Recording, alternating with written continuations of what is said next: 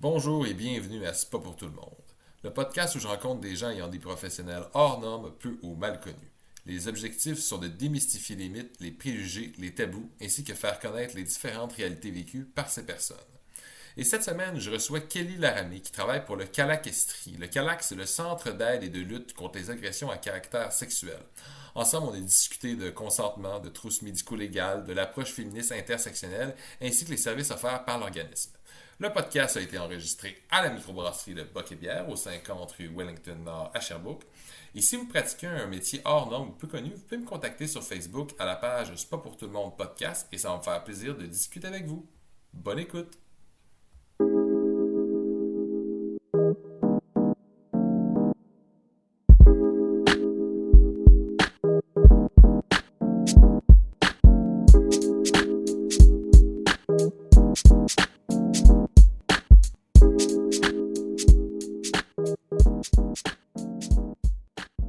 Est-ce que ça tourne? Yes. Ben, bonjour, bienvenue à C'est pas pour tout le monde. Cette semaine, je reçois Kelly Laramé, qui travaille pour le CALAC. Le CALAC, c'est le Centre d'aide et de lutte contre les agressions à caractère sexuel. Ça va bien, Kelly? Ben oui, ça va bien, toi? Oui, ça va très bien. Pour commencer, j'aimerais ça que tu nous parles un peu, c'est quoi ton parcours scolaire? Oui, en fait, moi, j'ai fait ma technique en travail social ici au Cégep à Sherbrooke. Donc, j'ai gradué le début 2020 en pleine pandémie. La pandémie arrivait et moi, j'avais mon diplôme. Donc, c'est mon parcours scolaire. Puis, en fait, moi, à la fin de ma technique, là, j'ai effectué un stage. J'avais un stage final à faire, puis j'ai fait ce stage-là au Calax de l'Estrie. Donc, c'est là que ma passion pour le milieu, pour l'équipe de travail, pour la clientèle est arrivée. Puis, je suis restée là, en fait, là, ça va faire bientôt 2 ans, là, puisqu'on arrive en 2022. Donc, j'ai fait mon stage final, j'ai été engagée en pleine pandémie. Puis si je parle, c'est un petit peu sur mon parcours professionnel qui est relié à ça, puisque j'ai pas tant de parcours scolaire. En fait, j'ai été engagée là, pendant 1 an sur le projet, en fait, en exploitation sexuelle. Donc, pour les femmes là, qui sont dans l'industrie du sexe et pour celles là, qui voudraient le quitter, en fait. Donc, j'avais là, un projet de 1 an, en fait, pour aider ces femmes-là qui ont besoin des fois de questions, en fait, ou de ressources et d'accompagnement pendant 1 an. Puis, ça va faire bientôt 1 an aussi que maintenant je suis au volet communication, en fait, Okay. là, parce que tout ce qui est exploitation sexuelle, on le sait, le gouvernement ne finance pas tant que ça ces affaires-là. Donc, c'était un projet. Là. Donc, quand mon projet a fini, j'ai eu un dossier là, aux communications. OK. Puis, ce projet-là, est-ce que tu étais en communication avec Catwoman? Parce que c'est eux qu'on a reçu au dernier podcast. Oui, en fait, c'est ça, Catwoman, en fait, là, qui est le projet d'Iris Estrie. Ben, en fait, eux, je pense que c'est plus un projet. Là. Je pense qu'eux, en tout cas, on ne comptera pas dans le financement, mais je pense qu'eux, ça va de ce côté-là. En fait, eux sont vraiment là, plus pour tout ce qui est travailleuses du sexe. Nous, en fait, on va aider là, les femmes qui veulent sortir de ce milieu-là. Souvent, ça va être, en fait, des personnes d'âge mineur qui vont être entrées dans le milieu, soit avec des proxénètes, soit avec le gain là, de l'argent qui est un petit peu plus facile. Donc, oui, on est en lien avec elles, sauf que nous, souvent, notre clientèle va vouloir quitter là, ce milieu-là, puis vont avoir besoin d'accompagnement, par exemple, là, à l'aide sociale. Pour un logement, j'imagine. Trouver un logement, ça, on en fait beaucoup. Tout ce qui est aide alimentaire, des fois, veulent poursuivre aussi là, leur proxénète, en fait. Donc, tout ce qui est démarche judiciaire en cours et tout. Donc, nous, on est plus dans ce volet-là. OK, ça englobe quand même beaucoup de choses, là. Oui, effectivement. Okay. C'est quand même un gros projet. Il a été renouvelé, en fait. Donc, il y a une autre personne qui a pris la suite là, quand moi, je suis partie. Mais oui, c'est un gros volet là, qu'on a d'exploitation sexuelle, là, mais on est en lien là, avec Iris, effectivement. Là. OK, parfait. Puis c'est quoi la mission du CALAC? Puis c'est quoi les services qui sont offerts là-bas? Oui, en fait, le CALAC, on a comme mission d'offrir du soutien puis de l'aide aux femmes, aux personnes qui s'identifient comme femmes et aux jeunes filles là, de 12 ans et plus qui ont vécu des agressions à caractère sexuel. Donc, c'est notre mission en général. On offre aussi là, des services aux proches de ces personnes-là. Donc, tout ce qui est aide, là, par exemple, quand on connaît une personne qui a vécu une agression puis qu'on ne sait pas comment réagir. On a beaucoup de services, donc je vais essayer de faire ça là, assez fluidement, puis sinon j'essaierai de l'intégrer à d'autres questions, là, mais on a tout ce qui est en fait aide individuelle. Donc ça rentre dans notre premier volet qui est le volet d'intervention. Donc on a tout ce qui est aide individuelle. Notre service le plus populaire, je te dirais là, que c'est tout ce qui est suivi individuel, donc suivi avec une intervenante un peu comme on voit là, avec un psychologue. Donc tout ce qui est cheminement, processus de guérison en fait, avec une intervenante en one-on-one. Sinon, dans le volet d'intervention, on a tout ce qui est suivi de groupe également. Donc, on fait là, des suivis avec 5 à 6 femmes qui veulent travailler ensemble les conséquences des agressions, qui veulent cheminer là-dessus. On sait que souvent, ça aide de voir des personnes qui ont vécu les mêmes choses que nous, qui ont ressenti les mêmes émotions. Mais pour ce service-là, souvent, on attend que la personne ait fait un certain cheminement, en fait, parce que ça peut être difficile de se retrouver en groupe, puis de partager, puis de recevoir aussi les témoignages des autres. Fait que c'est un projet, c'est un service qu'on offre, mais ce service-là, en fait, on demande que la personne ait fait un cheminement, puis c'est pas obligé d'être chez nous, là. Ça peut être avec un psychologue au privé, ça peut être au CAVAC, mais vraiment que la personne ait ce processus-là parce que ça peut être plus difficile. Donc, volet 1, tout ce qui est intervention individuelle et de groupe. On offre plein de rencontres là, selon le besoin de la personne. Sinon, notre deuxième volet, en fait, c'est tout ce qui est prévention, sensibilisation. On fait énormément d'ateliers là, dans les écoles, en estrie, écoles secondaires. Donc, tout ce qui est prévention des agressions à caractère sexuel, prévention des violences sexuelles. On peut aller dans différents milieux. Ça nous arrive là, d'aller dans des organismes, voir des équipes de travail. Donc, vraiment, là, tout ce qui est de sensibiliser à la problématique. Puis notre dernier volet, en fait, c'est tout ce qui est lutte et action politique. Donc, on a un gros volet de lutte et de revendication, en fait, là, entre autres auprès des gouvernements, là, de tout ce qui est... on veut que ça change. On sait qu'il y a plusieurs systèmes dans notre société qui ne sont pas nécessairement adaptés aux besoins des victimes. Bien, on veut revendiquer, on veut apporter des changements. On fait beaucoup de mobilisation, beaucoup d'actions, parce que, bon, on le sait que les agressions, c'est un problème individuel, mais c'est aussi un problème collectif. Oui. Quand on se dit là, que c'est une femme sur 3 qui va vivre une agression au cours de sa vie, puis je pense que c'est un homme sur 6, si je ne me trompe pas. Ça, c'est ceux qui le disent. C'est ça, exactement, parce que, bon, il y a encore des tabous, il y a encore de la honte à dénoncer, il y a encore plein de choses autour de ça. Fait que quand les statistiques, c'est ça, bien, clairement, c'est pas juste un problème individuel. Non. C'est un problème collectif, puis c'est un problème de société. Puis c'est pas nécessairement juste aux individus eux-mêmes de changer, c'est à notre société puis à la culture, en fait, là, de changer aussi, là. Mais c'est comme j'ai souvent entendu dire, tu sais, faut pas apprendre aux filles à comment agir, faut apprendre aux gars comment agir. C'est le problème, c'est les hommes, comment la vision, si on veut, puis l'action qui est faite. Puis toi, ton rôle exactement, c'est quoi? Oui. En fait, c'est ça. Moi, je suis intervenante. Donc, à la base, on est toutes des intervenantes. On a toutes les mêmes rôles. Donc, je vais faire des suivis individuels avec des femmes. Je vais faire du groupe. Je vais faire des ateliers dans les écoles. Je vais faire aussi, je ne l'ai pas nommé, puis c'est super important, là, on a un service d'accompagnement 24/7. Donc, si une personne a besoin d'aller porter plainte, a besoin d'aller à l'hôpital pour faire une trousse médico-légale suite à une agression, palais de justice, bref, tout ce qui a rapport avec l'agression. Moi, j'ai déjà été dans des écoles secondaires, rencontrer des directions parce que, par exemple, une jeune fille ne se sentait pas accompagnée, ne se sentait pas soutenue par la direction de son école. Donc, c'est vraiment large qu'on peut faire, là. J'ai été porter des billets d'arrêt de travail à des employeurs parce que, par exemple, la personne devait tomber en arrêt maladie à cause d'une agression. On va porter le billet d'arrêt ensemble. Donc, c'est vraiment large tout ce qu'on peut faire au niveau de l'accompagnement. C'est un service qui est 24/7. Puis aussi, on a un service là, d'écoute téléphonique aussi qui est 24/7. Donc, si la personne a besoin de jaser, là, on sait que des fois, c'est pas à 3 heures de l'après-midi que ça va moins bien, c'est à 3 heures du matin. Fait que, ben, on va mettre le numéro en dessous du podcast que le monde peut contacter. Cool. Ben, n'hésitez pas à nous contacter 24 heures sur 24. Là, ça nous fait toujours plaisir de vous aider puis de vous écouter dans tout ça. Puis, c'est ça, en fait. Donc, je fais toutes ces tâches-là comme toutes mes autres collègues. Moi, ma spécificité, en fait, c'est que j'ai le dossier communication. Donc, c'est moi qui vais s'occuper de tout ce qui est les relations avec l'extérieur. Je suis un peu comme la porte-parole de l'organisme, en fait. Donc, tout ce qui est entrevue avec les médias. On est chanceuse au Calax. On a quand même une belle visibilité. On est quand même appelé souvent, donc on est chanceuse à ce niveau-là. Vous êtes quand même connue aussi. Oui, mais on est chanceuse. Ça n'a pas toujours été comme ça, mais on voit que dans les dernières années, peut-être avec les vagues de dénonciation aussi, là, on a comme eu une belle visibilité. Puis, c'est ça. Fait qu'il y a quand même des tâches à faire de ce niveau-là. C'est moi qui va s'occuper des réseaux sociaux aussi. Tout ce qui est, c'est ça, tout ce qui est entrevues, réseaux sociaux, communication.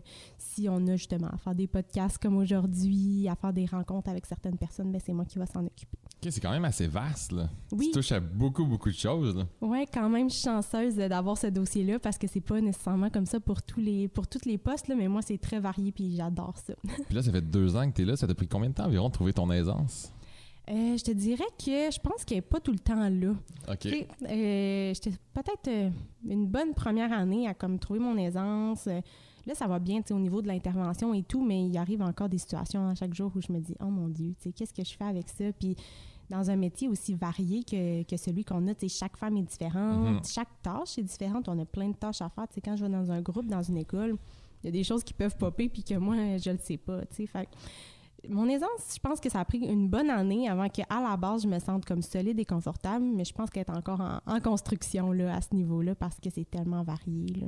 Puis oui, j'imagine que tu peux te référer à tes collègues, peu importe s'il y a une situation que tu es moins familière avec. Oui, exactement, c'est ça. J'ai des collègues qui sont super à ce niveau-là, puis j'en ai aussi là, qui ont quand même des bonnes années d'expérience, puis j'ai une directrice que ça fait au-dessus de 20 ans qu'elle est là, fait que je suis vraiment chanceuse de pouvoir compter là, sur son expertise à elle, entre autres. Là. OK. Puis juste un petit peu pour rafraîchir la mémoire de tout le monde, j'aimerais ça que tu nous dises un petit peu c'est quoi le consentement? Oui, donc c'est une très bonne question. En fait, là, le consentement, à la base, c'est l'accord qu'on donne à participer à une activité sexuelle. Je dis activité sexuelle parce que souvent, quand on réfère au consentement, on pense que c'est pour avoir là, une relation sexuelle complète. Mais c'est pour n'importe quoi, en fait, le consentement sexuel. Là, ça peut être pour un échange de photos intimes, ça peut être pour des attouchements, etc. Là, c'est pas nécessairement là, pour les relations sexuelles qu'on appelle complètes. Donc, c'est cet accord-là qu'on donne quand il y a le consentement. Quand on ne donne pas l'accord, c'est parce qu'il ne l'a pas. Puis, il y a quand même certaines spécificités au consentement dans le sens qu'il doit être libre, que la personne ne ressente pas nécessairement de pression. On le voit souvent, tu sais, que par exemple, les femmes qui viennent nous voir nous disent « Ouais, mais tu sais, si je le faisais pas, il partageait mes photos intimes. Si je le faisais pas, il allait avoir des représailles, etc. » Fait que le consentement n'est pas valide quand quelqu'un craint quelque chose suite à ça. Il faut qu'il soit éclairé aussi. On voit souvent, là, entre autres avec l'intoxication, qu'elle soit volontaire ou pas, que la personne peut subir une agression, par exemple, parce qu'elle n'est pas en mesure de consentir, puis que, par exemple, elle ne connaît pas, en fait, soit parce qu'elle est intoxiquée, mais ou qu'elle ne connaît pas toute la nature de la relation sexuelle. Je m'explique dans le sens que si, par exemple, on a une ITSS, ben il faut avertir l'autre partenaire parce que le consentement n'est pas éclairé si on n'est pas au courant des risques qu'il peut avoir pour notre santé, par exemple. Ça, légalement, tu peux-tu être amené en justice pour ça? Transmettre un ITS sans le dire à la personne? J'imagine que oui. Oui, effectivement. Là, même si la personne, au moment des faits, elle est consentante, si par la suite, elle se rend compte qu'elle a une ITSS et qu'elle n'était pas au courant, tu peux amener la personne en justice parce que, en fait, tu as ce devoir-là là, quand tu as une ITSS, là, selon la loi que je pourrais pas nommer exactement, là, mais tu as ce devoir-là là, d'informer l'autre partenaire parce que le consentement n'est pas valide si elle ne le sait pas. Si la personne le sait puis que là, ça se produit, c'est tel que tel, mais oui, on peut être traduit en justice pour ça. Sinon, le consentement, évidemment, doit être volontaire. Moi, je vois des situations où, par exemple, deux filles sortent dans un bar puis qu'il y en a une qui donne le consentement pour l'autre parce qu'elle trouve l'autre personne bien cute. Là, mais ouais, c'est pas parce que ton amie en trouve cute qu'elle veut coucher avec. Fait que faut que ça vienne de la personne elle-même. On le mentionne parce qu'on le voit, malheureusement. C'est un fait. Oui, c'est un fait que j'ai déjà vu, là, que mon amie a donné le consentement pour moi puis après ça, j'étais mal à l'aise. Oui. OK. Sinon, tu sais, j'ai le goût de dire que c'est dans le verbal puis dans le non-verbal aussi, là, tu sais, c'est enthousiaste, là. Souvent, les gens vont dire « Ah, ben, tu sais, la personne m'a dit oui. » Mais tu sais, si la personne a dit oui, puis on s'entend que ça se voit dans sa face que ça ne tente pas puis que c'est pas enthousiaste puis que la personne ne participe pas, c'est dans le non-verbal aussi, tu sais, c'est pas juste dans le verbal, souvent, justement, qu'on va avoir une pression au niveau du chantage ou au niveau de l'ami qui a mis la pression, mais on va peut-être être pas à l'aise de dire non-verbalement, mais ça va se traduire là, dans notre corps qu'on n'a pas nécessairement envie. Puis, en fait, là, ben, ça peut être retiré à tout moment, évidemment, là, même si ça fait 15 minutes que la relation est commencée. Si jamais il y a quoi que ce soit, on a le droit de dire non à n'importe quel moment. Donc, c'est un peu ça pour mon tour du consentement. OK. Puis si, admettons, une personne vous contacte parce qu'elle a vécu une agression sexuelle, c'est quoi les mesures qui sont mises en place? Puis c'est quoi les options aussi qui sont données à la personne? Oui. En fait, nous, quand quelqu'un nous contacte et nous dit qu'elle a vécu une agression, notre but premier, c'est de donner un service le plus rapidement possible. Donc, on va lui donner, en fait, ce qu'on appelle par chez nous une rencontre d'accueil.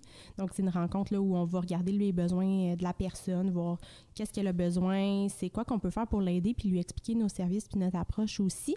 Je pourrais le dire un petit peu plus tard, là, mais notre approche n'est pas nécessairement la même que certains psychologues ou quoi que ce soit. Donc, vraiment pour que ça convienne à la personne. On lui explique que tous nos services sont gratuits et confidentiels, évidemment.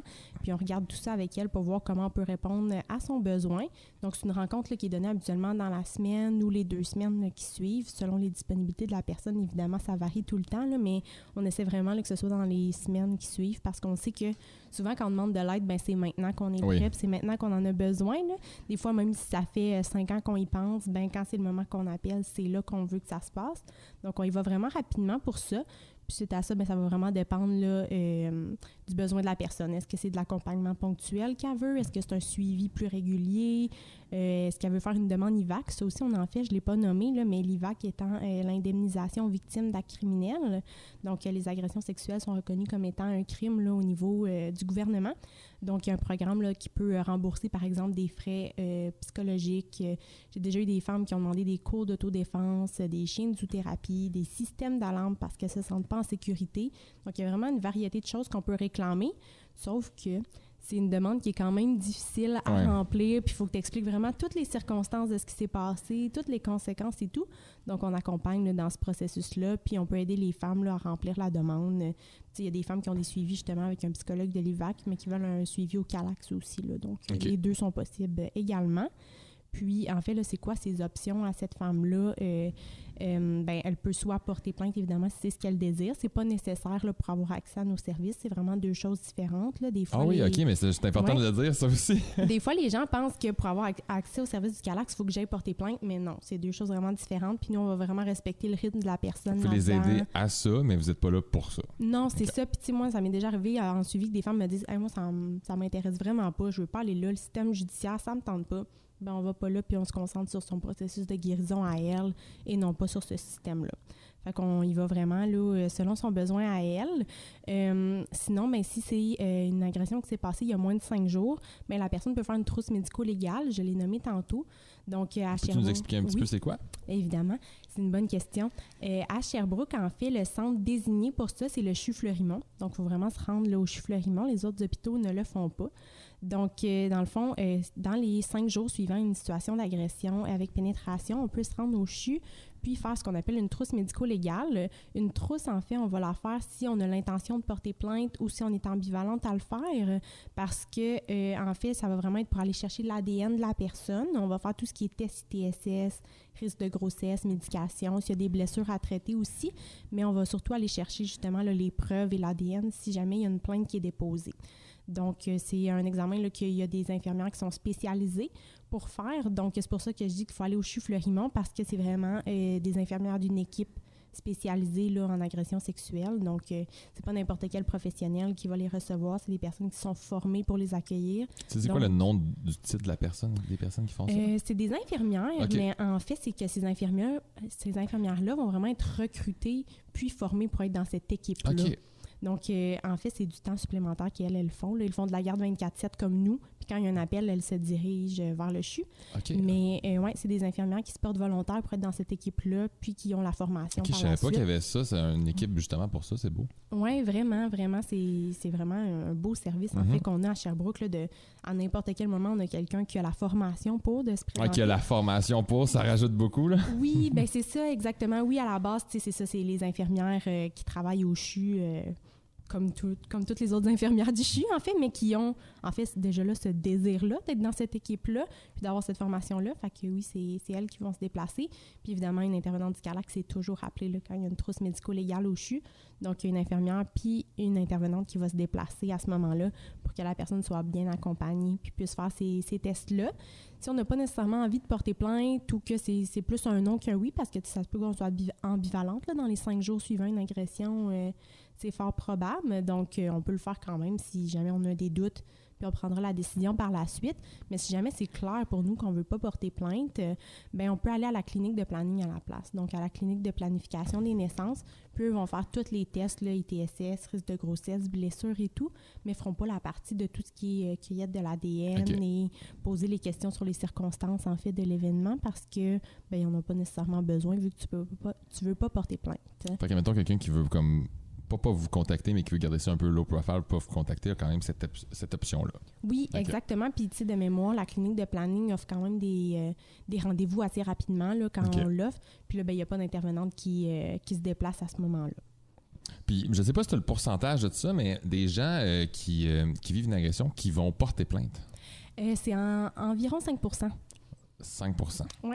J'avais lu aussi qu'il y a 2% qui gagnent leur cause souvent. C'est un peu le pourcentage est ridiculement bas. Là. Exactement. Donc, c'est environ 5% qui vont porter plainte. Puis c'est entre 2 et 3%. Là, ça varie d'année en année, mais dans le 2%, t'es pas mal dans le 1000. C'est très malheureux, effectivement, qui vont se rendre à procès, en fait, puis qui vont gagner leur cause. Puis, y en a-tu beaucoup là-bas parce que la personne a porté plainte plus que 5 jours après. Fait que côté preuve, ils n'ont pas la preuve de l'ADN. Y en a-tu beaucoup que c'est pour ça que le pourcentage est si bas ou c'est juste le système de la justice qui est un petit peu pas prêt à ça ou Ouais, c'est quand même assez touché comme question dans le sens que, pour vrai, il y a tellement de raisons pour lesquelles une plainte, en fait, se rend pas à condamnation. C'est drôle parce qu'il y a comme plein de documentaires, il y a comme plein de choses qui sont faites là-dessus présentement. Là, je pense entre autres à la parfaite victime qui est au cinéma cet été, à T'as juste à porter plainte qui est un autre documentaire qui a passé dernièrement. Puis on se rend compte que c'est le fameux doute raisonnable en fait qui revient souvent. Il y a une série qui a été faite justement là-dessus là, sur tout.tv qui s'appelle Doute raisonnable justement, puis ça amène vraiment ça là. Exactement, c'est vrai, il y a cette série-là aussi qui est sortie récemment.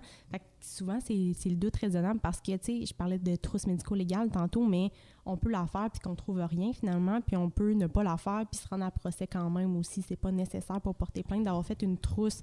Fait que oui, elle vient apporter quelque chose, mais pas tout le temps non plus. Fait que souvent, là, c'est le fameux doute raisonnable, en fait, que le procureur ira pas plus loin avec le dossier parce que ben on n'est pas sûr. T'sais, on peut pas prouver hors de tout doute raisonnable que la personne a commis l'agression. On le sait, c'est un crime qui se produit dans l'intimité, qu'il n'y a pas nécessairement de témoins, il n'y a pas nécessairement de preuves. Fait que c'est souvent ça, en fait, qui vient bloquer. Ouais, c'est extrêmement frustrant, là. Oui, effectivement, mais tu sais, on voit que c'est ça, il y a du cheminement qui se fait. Puis là, on a vu, je pense que c'est jeudi, l'apparition de la loi 192, ça se peut-tu? Ça se peut. 92 ou 192, là, c'est vraiment très récent.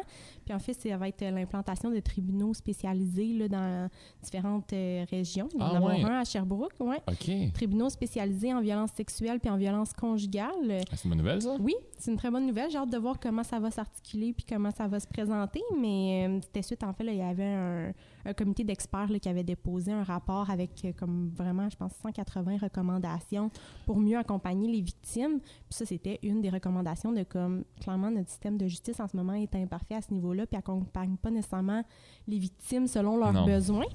Fait que, ouais, ça devrait être implanté là, dans les prochaines années. Puis à Sherbrooke, on va en avoir un là, aussi. Là, donc, souvent aussi, on le sait que c'est long, le processus de justice. Donc, peut-être d'accélérer le processus, d'accélérer le traitement de ces plaintes-là. Puis, peut-être aussi qu'on pourrait se pencher. Je sais qu'on ne peut pas changer la justice, puis qu'elle est ce qu'elle est, puis qu'on ne peut pas changer le code criminel, là, mais de peut-être d'avoir une plus grande ouverture, en fait, là, face à... Bien, c'est un crime qui se produit dans l'intimité, puis qu'on n'a pas nécessairement plein de preuves de ça. Là. OK, ben je vais aller là-dessus. Puis justement, c'est un peu ma prochaine question. En moyenne, là, il se passe combien de temps entre le moment que la personne porte plainte puis qu'il y a un jugement en justice? En moyenne, je te dirais que nous, quand les femmes vont porter plainte, là, souvent on les accompagne, on va leur dire « Attends-toi à entre 1 an et demi et 3 ans de ta vie dans les prochaines années. Là, 1 an et demi à 3 ans, à pas trop savoir... Puis raconter ton histoire non-stop aussi. Exactement. Mais tu sais, comme on disait tantôt, est-ce que la plainte va se rendre à procès? Est-ce que le procureur va aller plus loin avec ça? Chaque situation est différente. Des fois, il y a des facteurs qui sont plus aggravants si la personne n'est pas en sécurité nécessairement. Mais nous, habituellement, on voit là, entre 1 an et demi et 3 ans. Comme tu dis, à raconter son histoire à répétition, à des fois peut-être avoir des blancs de mémoire parce qu'on est en choc post-traumatique, à plus se souvenir de certains détails. Des gens qui ont des doutes autour de toi. Oui, les gens vont te poser des questions, vont pas être sûrs, vont douter de toi. Tu vas avoir peur des représailles de l'agresseur peut-être.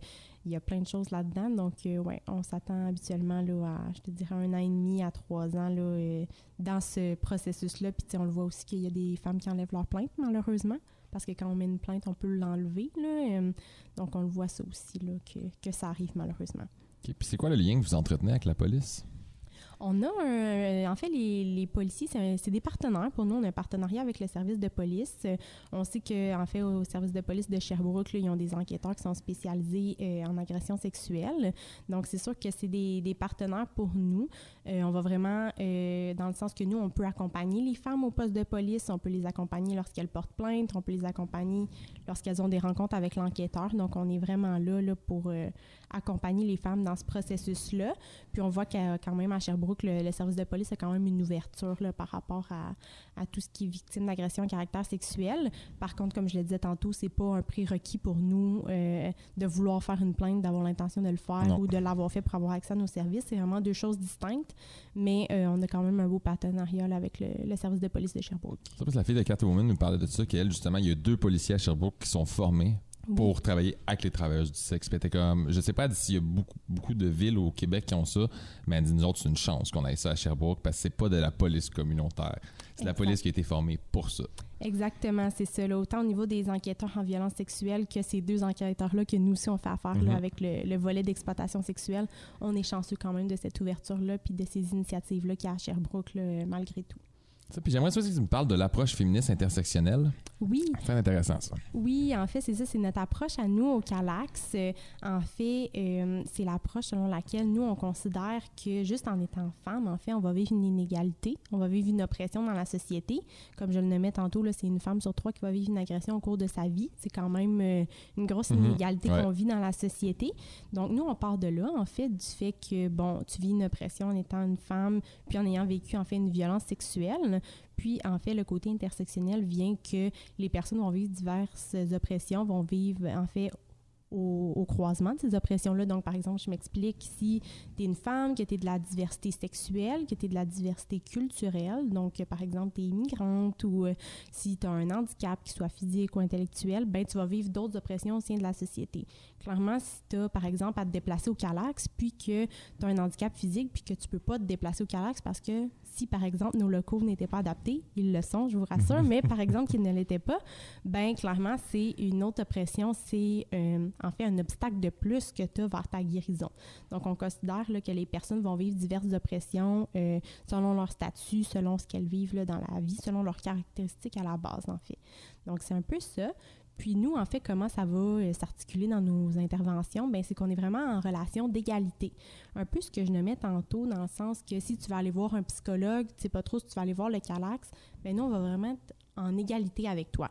Donc, moi, je ne serai jamais Kelly, l'intervenante, qui est placée au-dessus de toi, puis toi, tu es la femme qui est en suivi. On va être égal, on va être au même niveau, puis moi, je suis une femme qui aide une autre femme, dans le fond, à la base. Tu sais, oui, clairement, j'ai des études en intervention, j'ai de l'expérience au CALAX, mais je suis là pour te guider puis pour t'accompagner là-dedans. Je suis pas là pour te dire « Hey, fais ça, puis ça va aller mieux, il n'y en aura plus de problème. » Des fois, malheureusement, c'est une approche qu'on voit un peu dans la psychologie de « on donne des trucs, on donne des conseils, puis c'est beau ». Nous, on part vraiment du fait que la femme, c'est l'experte de sa situation. Moi, malheureusement, j'ai pas vécu ce qu'elle a vécu, puis en même temps, heureusement et malheureusement, là, d'un sens, j'ai pas vécu ce qu'elle a vécu, donc c'est elle la mieux placée pour me dire hey, « j'ai vécu ça, mes besoins, c'est ça, puis je pense que si on fait tel truc, ça va aller mieux. » On part vraiment de elle, puis oui, on l'accompagne là-dedans, mais on considère que c'est elle la mieux placée pour connaître ses besoins. Moi, je n'irai jamais dire à une femme hey, « on va travailler la honte et la culpabilité » si elle, c'est la colère qu'elle veut travailler, parce que c'est ça son besoin à elle. Fait qu'on part vraiment de ça, puis on se met en position d'égal à égal, mais on peut conseiller, puis évidemment, lui montrer certains trucs, lui montrer certaines choses, mais sans l'imposer. Puis, en fait, il me semble qu'il y avait d'autres choses que je voulais dire à ce point-là. Oui, en fait, on considère que l'agression sexuelle, c'est une prise de pouvoir sur l'autre personne. Donc, c'est quelqu'un qui prend le pouvoir, qui prend le contrôle sur une autre personne.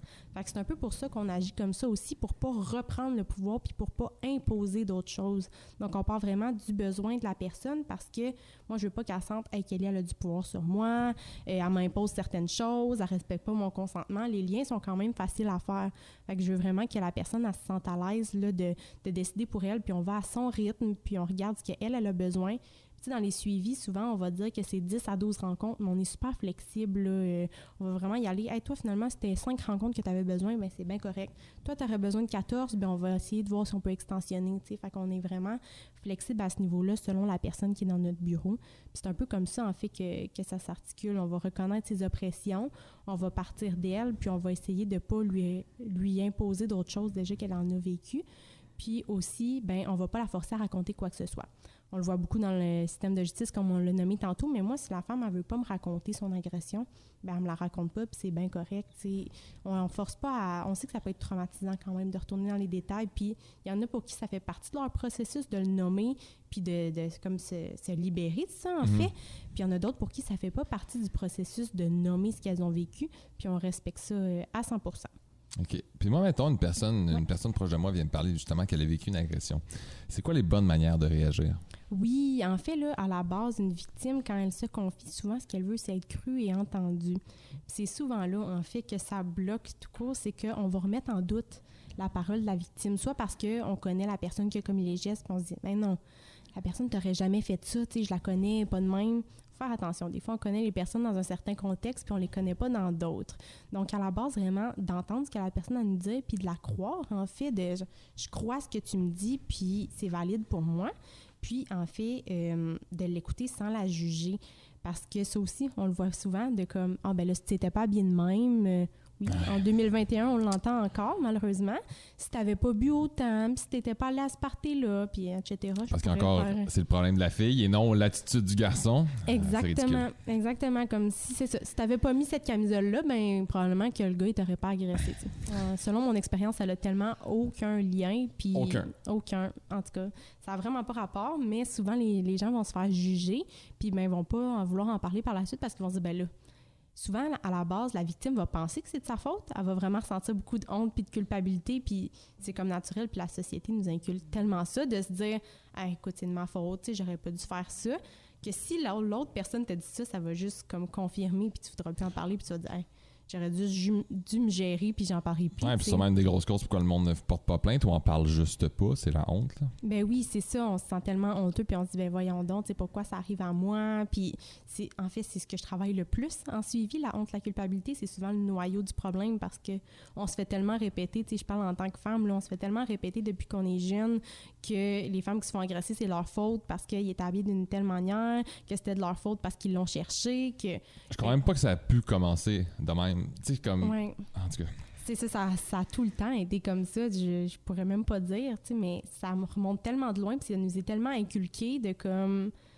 C'est ça, on va apprendre à nos filles à se protéger puis à se mettre en sécurité des agressions au lieu d'apprendre à nos garçons, puis je généralise, mais tu sais, 96% des agressions sont commises par des hommes. Fait que malheureusement, Puis je dis pas que c'est 96% des hommes qui agressent, là. Je veux quand même faire... Des fois, ma statistique est comme mal interprétée. Oui, c'est bien de le dire. Fait que je veux quand même le spécifier que c'est dans les agressions qui sont rapportées. Donc, c'est pas l'inverse. Donc, voilà. Puis, c'est ça, c'est quand même 96% des agressions qui sont commises par des hommes. Fait que clairement, on apprend à nos filles à se protéger au lieu d'apprendre à nos gars à se contrôler puis à pas agresser nos filles, tu sais. Fait que clairement, on se sent honteuse puis on se dit, bon, c'est où que j'ai échoué à me protéger moi-même, tu sais. Fait que de pas, en fait, augmenter la culpabilité de la personne puis de la croire sans la juger. Évidemment, je l'ai nommé un peu tantôt dans notre approche à nous, mais de respecter le rythme de la personne, son vécu, ses mots. Des fois, les gens vont nous raconter des choses puis on est comme pas trop d'accord avec la façon de le verbaliser. Des fois, une personne qui va être sous le choc va te nommer ça de façon très crue ou bien va super minimiser. Ben c'est important de juste le prendre comme ça vient, puis de croire la personne, puis de pas la juger, de respecter son rythme aussi. Ça se peut que nous, on pense que la meilleure alternative, c'est d'aller porter plainte ce matin, aujourd'hui, mais ça se peut que la personne ne soit pas prête à aller porter plainte, puis ça se peut qu'elle le soit jamais aussi dans son processus. Comme je te dis, ça peut prendre, il y a du monde, ça va prendre 5 ans avant qu'ils soient prêts pour aller porter plainte ou même en parler. Mais oui, c'est ça. Puis moi, j'ai déjà reçu des femmes dans mon bureau, ça faisait au-dessus de 20 ans là, que ça s'était passé. Puis juste, on parle pas d'aller porter plainte, on parle d'aller voir une intervenante puis d'aller chercher d'en parler, c'est ça. C'est ça, là, d'aller comme dévoiler ça a pris au-dessus de 20 ans. Puis c'est tellement correct, là. Je veux dire... Chacun son rythme. C'est ça, tellement. C'est tellement correct d'avoir son rythme. Puis en même temps, c'est ça. Il y a tellement de choses qui nous sont inculquées. Puis si tu en as parlé à des personnes près de toi puis qui n'ont pas été réceptifs, puis que ça se peut que ça augmente le temps. Tu vas rester peut-être plus longtemps renfermé avec ça. Ouais. Exactement. Puis tu sais, c'est ça. Ça m'amène aussi au point de pas amplifier puis de pas minimiser. On voit beaucoup l'amplification. Quelqu'un qui raconte une agression, puis là, « Oh mon Dieu, c'est donc bien dégueulasse que tu as vécu, puis ça n'a aucun sens. Tu vas être traumatisé à vie. » Puis on essaie tellement d'être aidant souvent quand on dit des phrases comme ça, mais on dit que ça l'est pas. Ouais, non. Non, c'est ça, de comme, je comprends que ça fait aucun sens pour toi, puis que c'est inimaginable, puis que c'est dégueulasse, mais la personne n'a pas besoin de le savoir que c'est ce que tu penses parce que ça l'aide pas, puis ça fait juste en fait amplifier là, le choc de dire « Oh mon Dieu, c'est vrai, c'est tellement dégueu ce que j'ai vécu, puis je m'en sortirai jamais. » Puis c'est comme un cercle vicieux de on accumule tout ça, ou de minimiser, puis de se dire « Ben là, c'est pas si grave que ça. » Ça, on va le voir beaucoup avec les agressions où il n'y aura pas eu de pénétration, en fait. Là, quand on parle d'attouchement ou de harcèlement sexuel, ben là, c'était juste des commentaires qui te faisaient de comme minimiser, puis on va avoir tendance à grader un peu là, les agressions de comme « Toi, t'as vécu ça, fait que c'est pire que telle personne qui a vécu ça. » Moi, je le vois énormément dans ma pratique, là, que les gens vont me dire « Ah, ben on m'a dit que, je sais pas, justement, là, c'est juste du harcèlement sexuel que j'ai vécu, tu sais, c'était juste mon patron qui me faisait des commentaires à chaque jour, tu sais. » Fait que c'est pas si grave que ça. Puis là, la personne, elle vient comme se dire « Ah, ben j'irai pas chercher des services d'aide parce que je vais prendre la place de quelqu'un d'autre qui a vécu un viol, tu sais. » Fait que OK, il y a cette logique-là aussi que les gens peuvent se le dire. Okay. Je l'ai entendu tellement souvent de comme « Ah, mais tu sais, je suis pas certaine, là, comme je pense qu'il y en a qui en ont plus besoin que moi. » Puis là, d'aller valider de comme... OK. On creuse là-dedans, puis tu sais ça, d'entendre que les gens se disent « Ah, mais il y a des types d'agressions qui sont pires que d'autres. » Fait que moi, vu que j'ai pas vécu ça, j'ai peut-être pas nécessairement besoin d'aide. Je vais pas prendre la place que quelqu'un aurait... Je l'entends vraiment souvent, surtout au niveau de la culpabilité. Là, les gens vont se sentir coupables de prendre la place de quelqu'un d'autre. Puis évidemment, nos services sont ouverts à toutes les personnes qui ont vécu tout type de violence sexuelle. En fait, là, on va pas commencer à prioriser selon le type d'agression, mais on l'entend beaucoup parce que les gens se font répéter ça. « Ah, c'est pas si grave que ça, ce que toi, t'as vécu. » tu sais. Ouais. Sinon, si au niveau là, des attitudes, j'ai nommé là, d'éviter les réactions qui sont trop fortes, là, de comme pas... même si ça fait pas de sens, on est peut-être mieux d'en parler à une autre personne qu'à la personne qui l'a vécu elle-même. T'sais, ça se peut ça nous touche puis qu'on ait des réactions à exprimer. Mais justement, on a des services d'aide aux proches. Si jamais vous avez besoin, ça va nous faire plaisir de les vous proches écouter. aidants. Ouais, on a parlé justement dans d'autres podcasts des proches aidants. Là. Oui, fait que vous avez ça vous aussi. Oui, okay. On a un volet là, de tout ce qui est aide aux proches. Donc, comment mieux soutenir la victime puis comment être aidant quand on voit des situations d'agression. Okay.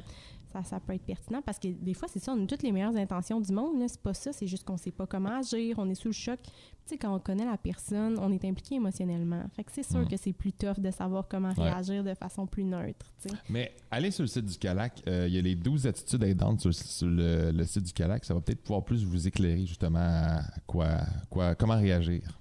Oui, exactement. Là, toute la liste est là. Puis si jamais là, on l'a version papier aussi, fait que vous pouvez venir à nos bureaux là, sans problème. Fait que c'est un peu ça, là. Puis, de ce que je dirais, on oublie souvent, là, de vérifier la sécurité de la personne. Donc, super important. Si la personne avait encore un contact avec la personne qui l'a agressé, de peut-être vérifier sa sécurité, son sentiment de sécurité aussi. Des fois, nous, de l'extérieur, on va dire « Ah, il n'y a pas de problème, il n'y a pas de risque. » Mais tu sais, si la personne ne se sent pas en sécurité chez elle, de vérifier ça puis de voir qu'est-ce qu'on peut faire comme alternative pour l'aider à ce moment-là. OK. Puis il y a deux autres choses que je vais parler aussi du CALAC. Il y a les revues de presse que vous faites à chaque année. J'aimerais ça que tu me parles un peu, c'est quoi et de quoi ça parle? Oui, en fait, à chaque année, on va publier une revue de presse en même temps qu'on publie juste parce que je veux dire, notre rapport annuel, en fait. J'avais comme AGA dans la tête, mais ça, c'est l'Assemblée générale annuelle où on présente justement la revue de presse et le rapport annuel. Donc, dans le fond, la revue de presse, je le nommais tantôt, on est quand même chanceux. On est un organisme qui a une belle visibilité. Donc, on est souvent cité là, dans des articles. On va publier des trucs dans les journaux. On va publier des communiqués de presse et tout. Donc, c'est vraiment là qu'on regroupe ça. Puis, à la fin de l'année, on regarde dans ce document-là c'est quoi les articles qui ont été faits sur nous, où on a paru dans les médias, puis on peut vraiment observer ça là, dans cette revue de presse-là. Puis, à chaque année, c'est une belle fierté de voir là, qu'on a une belle crédibilité au niveau des médias, puis qu'on paraît beaucoup là, dans plusieurs articles, en fait. OK. J'aimerais ça aussi que tu me parles des lettres ouvertes. C'est quoi qu'elles dénoncent? Oui. En fait, les lettres ouvertes, c'est des lettres qu'on publie dans les médias, en fait, pour, comme tu l'as dit, dénoncer certaines choses, pour donner notre opinion. Mais des fois, ça peut être aussi pour encourager certaines initiatives. Là, je pense, entre autres, là, je pense que c'est dans la dernière année, il y avait eu là, des garçons qui avaient porté des jupes là, pour abolir les codes vestimentaires et tout. Fait qu'on avait quand même appuyé l'initiative de ces jeunes garçons-là qui disaient, bon, ça suffit de dire aux filles comment s'habiller et que si tu t'habilles comme ça, tu vas peut-être provoquer une agression. Évidemment, on avait quand même mentionné que si c'est des filles qui avaient fait cette initiative-là, probablement que ça aurait moins bien passé puis ça n'aurait pas eu le même impact. Mais quand même, on tenait à les appuyer. Donc, c'est des lettres qu'on va publier là, dans les médias pour dénoncer certaines choses. On a beaucoup parlé là, de culture du viol. C'est quelque chose qui est très présent dans notre société. De banaliser, en fait, là, tout ce qui a rapport à l'hypersexualisation, tout ce qui a rapport à la culture du viol. On parle beaucoup il y a eu un moment, là, il y avait...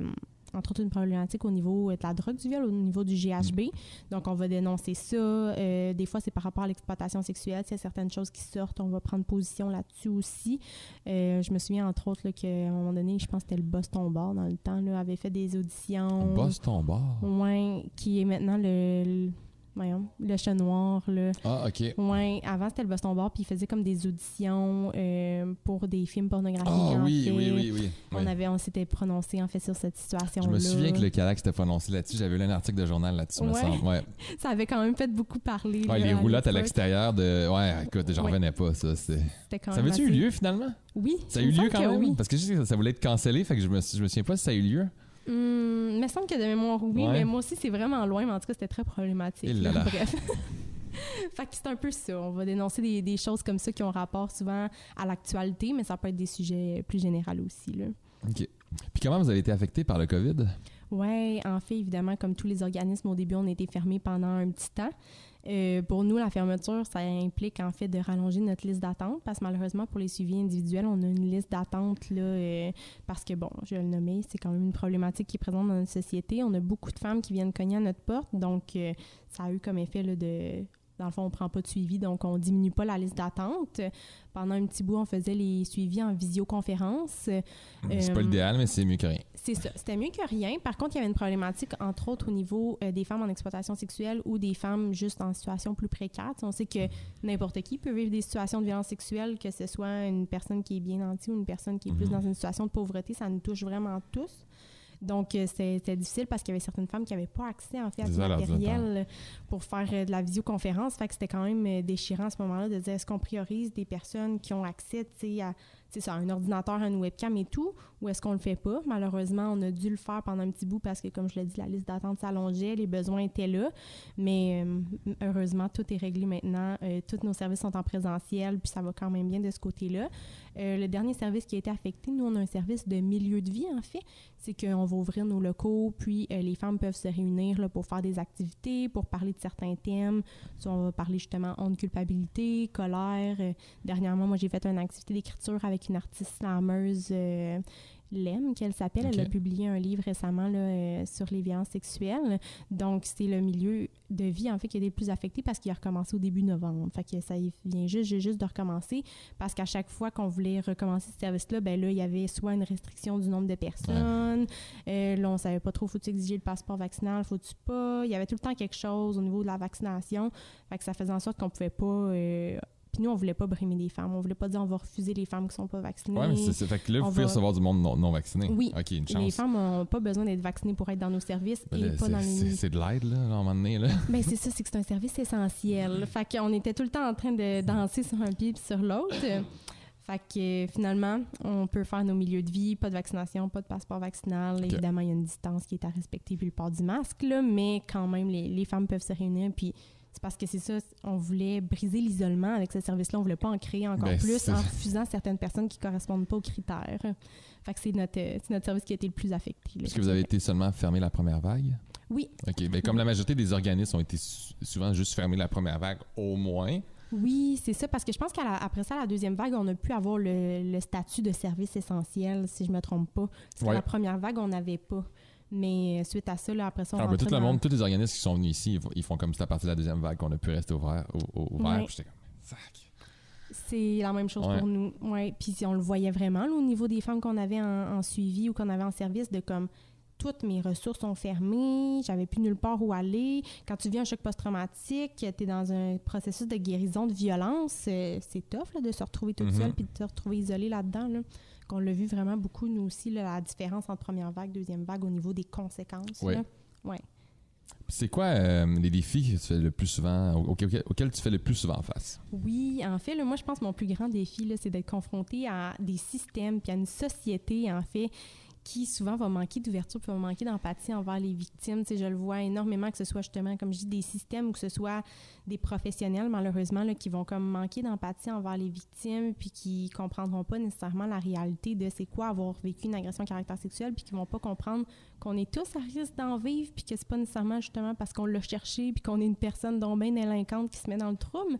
Fait que je trouve ça vraiment difficile pour moi de faire face à ces mythes-là, à ces préjugés-là qui sont encore énormément présents. Puis des fois, on entend des commentaires puis on peut pas nécessairement réagir parce que, bon, on est avec un autre professionnel, on veut pas nécessairement parler en avant de la femme, mais des fois, je trouve ça difficile de recevoir ces préjugés-là puis de me dire « Oh mon Dieu, ça existe encore dans notre société actuellement », tu sais, puis je trouve que ça me fait sentir un peu impuissante. Okay. Je ressens beaucoup d'impuissance dans mon métier. Il y aurait tellement de choses à changer, tellement de choses à améliorer.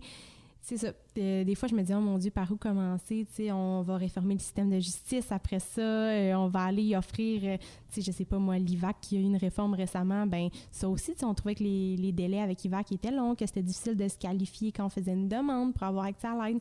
Là, on voit que c'est bon, c'est en processus, puis qu'il y a une réforme qui a été faite, puis que ça semble aller bien de ce côté-là.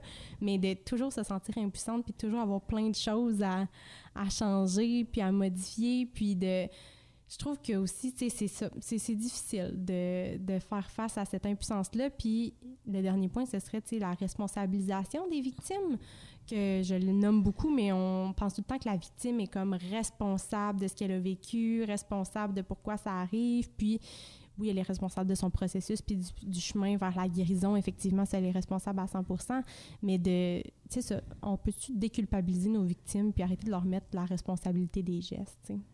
Puis psychologiquement, est-ce que ça t'affecte sur ta vie personnelle? Est-ce que tu es capable de faire la coupure? Comment t'as trouvé pour faire la coupure entre les deux? Oui, je te dirais que de ce que j'entends, évidemment, j'entends pas toujours des histoires qui sont toujours faciles. Ça va quand même bien de faire la coupure à ce niveau-là. Je suis capable de me dire que j'apporte de l'aide à ces personnes-là, puis que je suis là pour les aider, pour les soutenir, puis que justement, le volet lutte m'aide beaucoup. On essaie de changer les choses, on essaie de revendiquer. Fait je peux un peu travailler sur le problème, c'est concret. Mais ce que je trouve le plus difficile, moi, c'est le jour où j'ai réalisé qu'on était tous à risque, là, que un peu cette hyper-vigilance-là, que, ouais, OK, tu travailles en agression sexuelle, mais toi aussi, ça peut t'arriver un jour, puis ça peut arriver à ta soeur que t'aimes beaucoup, puis ça peut arriver à n'importe qui, de réaliser ça, que tout le monde est à risque, puis que, c'est ça, on n'est jamais protégé à 100%, peu importe on est qui dans le monde, puis de voir la variété de personnes à qui ça arrive, puis de voir que ça arrive à beaucoup de monde, puis on a une liste d'attente, puis les statistiques le montrent, puis que, oh mon Dieu, des fois, c'est beaucoup, mais au moins, on se dit qu'on travaille sur la problématique, puis que, tu sais, je vois tellement de femmes qui s'en sortent, puis qui cheminent, puis qui, en fait, arrivent à guérir de tout ça, donc ça m'encourage beaucoup, mais sur le coup, c'est quand même assez choquant de voir tout ça, en plus de, comme je te nommais, tous les obstacles quand on veut intégrer certains systèmes, quand on veut faire certaines démarches, ça peut être plus difficile, mais je pense que j'en sors avec la conclusion que travailler au CALAC, c'est pas un emploi, c'est une vocation. Dans le sens que moi, ça arrête jamais. Tu sais, je vais voir, on en parlait tantôt, mais je vais voir un documentaire, je vais voir une nouvelle série télé, je vais voir un podcast, et ça, je vais l'écouter parce que je peux pas juste me couper de la problématique comme certaines personnes pourraient faire avec leur travail, de comme j'arrive chez nous puis c'est fini. Moi, quand j'arrive chez nous, les agressions sexuelles existent encore, puis je veux encore en apprendre là-dessus, puis je veux encore écouter certaines choses, mais des fois, c'est vrai que ça peut devenir lourd, mais je veux dire, c'est ça. On sort jamais le CALAX de Kelly parce que ça m'intéresse toujours, puis je veux toujours me perfectionner pour aider le plus possible ces femmes-là, puis c'est ça. Ça reste toujours là, puis il n'y a pas un soir où c'est ça, j'arrête d'y penser, puis que je me dis, c'est fini, ça n'existe plus. Puis, ben, on le sait, là, présentement, il y a plein de documentaires qui sortent là-dessus, il y a plein de livres qui sortent là-dessus. J'étais fait un tour en librairie, j'étais comme, oh mon Dieu, il y en a beaucoup, puis c'est super pertinent, puis c'est le fun qu'on en arrive à ça. Mais quand tu travailles là-dedans, au-dessus de 32 heures semaine, ben, ça se peut que la fin de semaine, ça ne te tente pas, tu sais, de lire le nouveau livre là-dessus. Fait c'est ça, je pense que c'est une vocation parce que c'est partout, puis que c'est là tout le temps, puis qu'on finit juste à s'adapter à ça, en fait. Là. Mais tu s'en mets à ta bonne place, effectivement. Ben merci, c'est gentil. Puis c'est quoi les améliorations que tu aimerais ça voir dans le futur? Ouais, si seulement j'avais comme cette baguette magique-là. Je pense que comme je l'ai tellement nommé, là, je réformerais en fait là, tous nos systèmes, là, que ce soit système de santé, système de justice, peu importe, le name it, pour que nos victimes se sentent accueillies puis se sentent crues dans ces systèmes-là, parce que je trouve que c'est la base. Puis en fait, je pense que j'aimerais que tout le monde soit accueillant à la base, parce que ce soit un ami, ce soit un membre de famille ou que ce soit un policier et une infirmière. Moi, je le vois tellement au niveau des conséquences que quand la personne se confie puis qu'elle est bien reçue puis qu'elle est crue, à quel point ça change tout, là. Ça vient déjà comme enlever un poids de culpabilité, un poids de honte. Ça vient comme tout enlever ça. Puis j'aimerais tellement ça que tout le monde soit formé. Tu sais, je peux pas faire de la prévention au niveau de la population de tout le monde, là. Mais je pense, ouais, plus de formation, plus de prévention, de sensibilisation au niveau de la population en général. Plus de compréhension de la population, ouais. Oui, parce que, tu sais, on fait beaucoup de prévention au niveau des écoles secondaires, puis c'est parfait, mais il n'y a pas juste des personnes secondaires dans la société. Il y a des gens qui ont cheminé avant ça, il y a des professionnels, il y a des citoyens, tu sais, de comme plus de compréhension au niveau de la société en général. Puis, tu sais, quand une victime, là, par exemple, il y a un article là, de, je sais pas moi, de Radio-Canada là, qui est publié, on peut-tu ne pas la bâcher dans les commentaires, puis on peut-tu comme arrêter ces commentaires-là? Moi, j'ai arrêté de les lire parce que... On devrait juste les enlever. C'est ça, mais comme, on peut-tu juste croire la personne puis arrêter de faire son procès dans les commentaires? Bénéfice du doute, mais peut-être que ça est arrivé, peut-être qu'elle agit de même. C'est pas ça le but. Le but, c'est de lire l'histoire puis d'essayer de comprendre ce que cette personne-là a vécu par rapport à ça. Exactement. On dirait que comme on a tendance à tout s'improviser, un peu comme justement là, des procureurs, puis à essayer de faire la cause de la personne, mais on peut juste accueillir les personnes au lieu de faire leur procès, t'sais. Parce que comme tu disais, tu fais ça dans les écoles. C'est quoi la réception des jeunes? Ils sont quand même très réceptifs. C'est drôle parce qu'il y a de tout. Là. Il y a des jeunes qui vont faire des jokes puis qui vont rire, mais il y a beaucoup de jeunes que je commande, mon Dieu, ça me donne espoir en la société de demain puis ça me donne espoir en nos futurs citoyens. Il y a des jeunes qui sont allumés, qui vont nous répondre des choses sont vraiment très réceptifs, puis on commence à être habitués aussi. Là, ça fait plusieurs années qu'on va dans les écoles, puis c'est 6 ateliers, en fait, qu'ils ont. Là, fait qu'on passe vraiment là, tout ce qui est consentement, tout ce qui est agression, mais tout ce qui est hypersexualisation. On va parler des attitudes aidantes, justement, comment on peut aider un ami qui a vécu quelque chose, comment on peut être un témoin actif. Fait que c'est ça, ils sont comme habitués. Je te dirais que les premiers ateliers sont quand même assez gênés. On parle de sexualité, c'est intrusif, mais plus ça chemine, plus ils comprennent, puis plus ils sont réceptifs. Puis je trouve que, on va avoir des beaux jeunes demain, je pense. Moi, j'ai un filleul de 13 ans, puis l'ouverture que par l'homosexualité, par rapport aux femmes, tout ça, j'étais comme, wow! Premièrement, il y a une connaissance, il y a une compréhension, puis il y a une ouverture d'esprit. Puis j'étais comme, moi, on n'avait pas ça au secondaire, mais c'est pas méchant, mais c'est plus qu'on le savait pas. On n'avait pas l'éducation par rapport à ça. Moi, je viens quand même du fait qu'on n'avait pas vraiment de cours de sexualité, à part genre 2 en secondaire 5. C'est assez limite, là. Ouais, puis tu sais, comme tu parles, justement, on le voit qu'on n'est pas le seul organisme qui vient les voir. Tu sais, on le voit qu'il y en a d'autres organismes, justement, qui viennent leur parler des diversités sexuelles, des diversités de genre, qu'il y en a qui viennent leur parler, justement, des ITSS, il y en a qui viennent leur parler de plein de choses. On a une sexologue, justement, qui a fait des conférences à l'école sur les ITSS, là. C'est ça, fait qu'on voit qu'ils sont allumés, puis ils font des liens entre les sujets, puis ils comprennent tout ça, puis moi, je trouve ça merveilleux, là, pour vrai, j'adore ça, être en contact avec les jeunes, parce que, comme tu dis, ils sont allumés, puis on le voit qu'ils comprennent des choses que nous, à leur âge, on n'avait pas accès à cette information-là, on n'avait pas accès à ces cours-là. C'est plus une question d'accès, c'est vraiment ça. C'est exactement ça, c'est pas qu'on était mal intentionnés, c'est pas qu'on voulait pas, mais on nous présentait pas ça, puis on nous donnait pas l'opportunité, de s'instruire là-dessus. C'est tough aider quelqu'un quand tu comprends pas c'est quoi qu'elle vit. Ou tu comprends pas, peu importe, genre c'est quoi une agression sexuelle. Exactement, mais eux, ils ont accès à ça, puis je trouve qu'ils en font bon usage, je pense. Ça va faire des meilleurs adultes, sûrement. Ah, je suis sûre que oui. Puis on a parlé un peu, mais c'est quoi les mythes que tu entends le plus souvent? Ouais, en fait, mon Dieu, je pourrais tellement comme faire une méga longue liste là, de mythes, là, mais j'ai nommé entre autres là, tout ce qui est comment tu étais habillé, as-tu consommé, on va vraiment blâmer la victime, mais on va souvent penser que c'est un inconnu qui va commettre l'agression. C'est quoi, c'est 80%, 85% que c'est des gens qu'on connaît, qui sont dans notre cercle? Oui, 85% des gens là, connaissent en fait la personne qui les a agressés, puis je pense que c'est comme 78% des cas, c'était dans ta propre maison à toi là, que ça s'est produit. OK, là. Ça, je savais pas par contre. Oui, il me semble, je suis pas certaine, mais il me semble que c'est comme 76 ou 78%. Là, fait que, on a souvent tendance à penser que c'est un peu comme dans les films, là, c'est un inconnu qui sort de nulle part puis qui nous agresse dans une ruelle. Là. C'est pas ça la réalité, c'est quelqu'un qu'on connaît, puis tu sais, quand on parle de difficultés au niveau de dénoncer, au niveau de faire les démarches, ben ça explique beaucoup de choses. Ouais, c'est ça, quand c'est quelqu'un de la famille. Ouais. Puis tu sais, on l'a tous déjà entendu, là, les histoires de la personne en a parlé à ses parents, puis les parents l'ont pas cru. Puis là, tu fais, mais là, c'est quoi tes ressources quand tes propres parents ne croient pas? Oui, qu'est-ce que tu fais suite à ça? C'est pour ça que souvent, ça prend plusieurs années, puis que là, quand toi-même, tu as accès à chercher des ressources puis à faire tes démarches, tu te rends compte. Ça explique, comme tu dis, une personne, ça fait 20 ans que c'est arrivé. Ben, c'est sûr que si tu as ça comme ado ou comme enfant de réaction de tes parents, ça peut prendre des années ou peut-être que tu vas jamais en parler. Exactement. Parce que tu as eu un blocage tellement jeune. Ben oui, c'est ça, parce que, bon, le lien familial, puis j'entends beaucoup aussi mais là, si je le nommais, j'allais briser ma famille. Les gens croient beaucoup, ça repose sur leurs épaules à eux, alors que clairement, c'est pas toi qui brise la famille, c'est la personne qui a commis les gestes, mais comme la culpabilité, c'est de ma faute. Ça. Exactement. Puis tu sais, j'entends aussi souvent que les personnes qui agressent le font parce que, bon, ils sont pas capables de se contrôler, sont trop excités sexuellement, etc. C'est prouvé scientifiquement que c'est pas un besoin biologique. Ben oui, c'est un besoin biologique, mais qui est incontrôlable. Tu sais, dans le sens que moi, je nomme souvent aux jeunes dans les écoles, tu sais, si moi en ce moment j'ai envie d'uriner, tu sais, je ferai pas ça devant vous. Fait que tu sais, si j'ai envie de vous agresser, clairement, c'est pas parce que j'ai trop envie en ce moment. Tu sais, ça se contrôle puis ça se gère. Clairement, les agressions à caractère sexuel, c'est une prise de pouvoir sur l'autre personne, comme je le nomme, mais c'est pas comme la cigarette ou l'héroïne que c'est un besoin physique, là. Exactement, là, mais souvent les gens vont penser ça. Oh, mais là, il était pas capable de se contrôler, c'était trop, c'était... Mais ils font la même affaire avec les pédophiles, souvent. Oui. Là.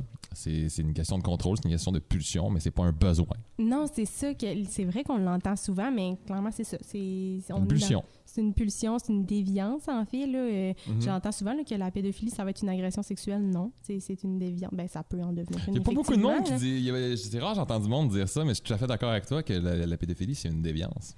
Mais souvent, c'est pas une maladie, c'est une déviance. C'est ça. Ça se contrôle, ça se guérit pas. Non, exactement. Fait que c'est un peu ça, les mythes que j'entends le plus souvent là, au niveau de tout ce qui est culpabilisation des victimes, mais aussi comment on déresponsabilise l'agresseur aussi en disant qu'il pouvait pas se contrôler, que c'était trop fort pour lui, que on entend aussi au niveau des fausses allégations. Ça, là... Quand j'entends... C'est quoi? C'est 2%, 1% que c'est des fausses allégations, là. Fait comme, ouais, mais c'est sûrement pas vrai. Fait, hey, là, c'est vraiment pas le premier chemin à prendre, là. Ouais, mais pour vrai, on l'entend tellement souvent. Peut-être tu l'as nommé tantôt, c'est 5% des crimes qui sont rapportés à la police. Puis, en fait, comme tu l'as nommé, là, c'est 2% de fausses allégations comme tous les autres crimes, là, donc comme tout ce qui est voie de fait, vol, etc. Là. Fait que c'est le même pourcentage, c'est juste que c'est le crime qui est le moins dénoncé, c'est le crime qui est moins dévoilé au final. Fait que non, effectivement, c'est assez difficile comme ça de dévoiler, de dénoncer une agression. C'est vraiment rare, les gens j'ai entendu quelqu'un dire de faire comme moi, tu sais, pour la personne, admettons, genre son chum le blessé, genre, tu sais, c'est une bonne revanche. Je fais comme, yo, t'as-tu vu c'est quoi le processus? Honnêtement, il y a d'autres options. C'est ça, tu sais, investir. On parlait de 3 ans de ta vie tantôt, avec possibilité, tu sais, que justement, il n'y a même pas de condamnation, qu'il n'y a rien. Je vous le garantis, là, c'est vraiment rare, les fausses allégations, mais on l'entend tellement souvent, là, la vengeance, puis c'est parce que dans les médias, en fait, on parle que de ces cas-là, les cas où ça a été pas vrai, puis c'est extrêmement médiatisé, mais c'est vraiment rare que ça arrive, puis comme on entend tellement de mythes et préjugés quand les gens dénoncent puis que c'est vrai. Je pense, en tout cas, étant moi, si c'était pas vrai, j'inventerais pas ça, là, mais ouais, on l'entend vraiment souvent, celle-là. Parfait. Puis pour finir, j'aimerais ça que tu me dises, c'est quoi qui te passionne le plus dans ton métier? Oui, bien évidemment, j'adore accompagner les femmes, là. Je trouve que c'est vraiment beau de les voir. Tu sais, j'ai nommé beaucoup que c'est difficile puis qu'il y a beaucoup de conséquences, mais il n'y a pas de mots pour décrire la fierté quand je finis un suivi puis que je vois que la femme, son processus de guérison est fait puis que au début, quand je la rencontrais, on travaille beaucoup sur plein de conséquences puis que là, ça va mieux puis qu'elle reprend son pouvoir. Là. Cette reprise de pouvoir-là est juste tellement belle à voir puis c'est tellement inspirant de travailler avec ces femmes-là, en fait, là, qui... Je veux dire, il y a tellement de situations différentes, il y a tellement de choses qu'on est témoin, puis je trouve que c'est beau, en fait, puis que c'est encourageant. Moi, quand je finis un suivi, je suis toujours quasiment émue, puis ça me fait tellement du bien. Puis j'en ai parlé un peu au début aussi, là, mais j'adore la variété de tâches, là, en fait. Là, il n'y a aucune journée qui est pareille, aucun dossier qui est pareil. Tout est tout le temps différent. T'sais. Tous les groupes où on va faire des ateliers sont différents, toutes les femmes qu'on rencontre sont différentes, puis je trouve ça beau de ne pas savoir à quoi m'attendre, puis de juste partir une nouvelle journée, puis de se dire, bon, on va prendre ce qui va arriver, puis c'est ça. Je trouve ça beau de voir ces femmes-là, puis de voir ces jeunes-là aussi, de tout le monde qui chemine là-dedans, puis qu'on grandit tous ensemble, puis ça m'amène un beau sentiment de fierté quand je vois ça. Écoute, merci beaucoup. Ben, c'était vraiment intéressant. Je pense qu'on t'en a appris aussi beaucoup au monde. Puis, sur ça, je te remercie. Merci, Chuck. Merci au Boc et Bière, comme d'habitude. Puis, sur ça, à la semaine prochaine. Ciao! Voilà, c'était le dernier épisode de la saison 1 de C'est pas pour tout le monde. Je commence bientôt à tourner la saison 2, donc ça devrait sortir normalement à l'automne. Donc pour rester à l'affût, allez liker la page Facebook si c'est pas déjà fait. Puis on se revoit pour une saison 2. Ciao!